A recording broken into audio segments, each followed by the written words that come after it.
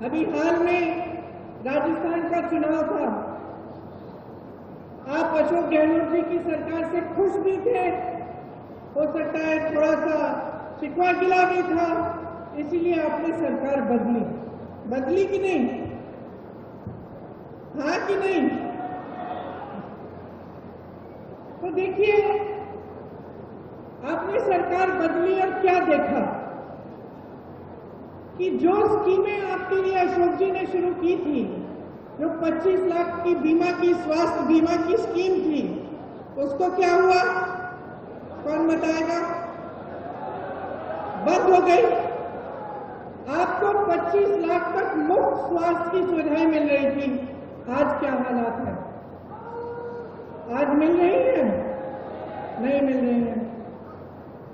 आपको जो तमाम सुविधाएं मिल रही थी, आज लगभग उनको बंद किया गया है।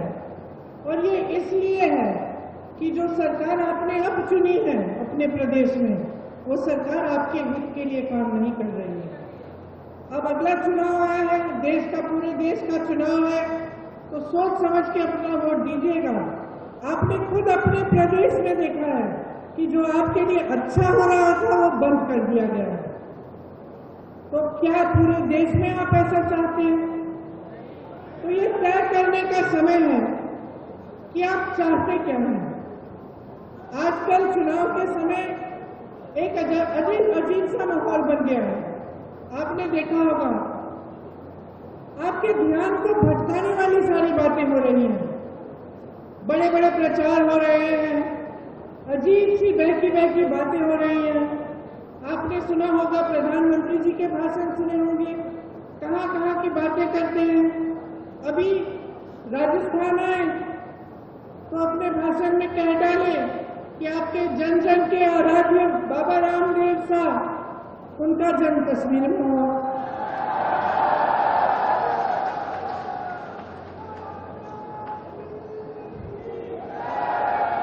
कभी वो अपनी झूठी वीरता दिखाते हैं, कभी शेखी बातें होती है, कभी कबीरदास जी को गोरखनाथ जी से मिलवा लेते हैं अपने भाषण में, कभी गटर से गैस बनाते हैं, कभी बादल में मिसाइल छोड़ देते हैं, कभी मांस मछली की बात करते हैं, कभी ईमेल उस समय की बात करते हैं जब ईमेल था ही नहीं, उस जमाने की बात करते कि मैंने तब ईमेल भेजा, कभी हवा में उड़ते हैं तो कभी समुद्र के नीचे चले जाते हैं। अब मैं आपसे एक सीधी सी बात पूछना चाहती हूँ, बहनों और भाइयों, आप दूर दूर से यहाँ आए हो एक नेता की बात सुनने के लिए। इन बातों से आपके जीवन का क्या मतलब है, बताइए?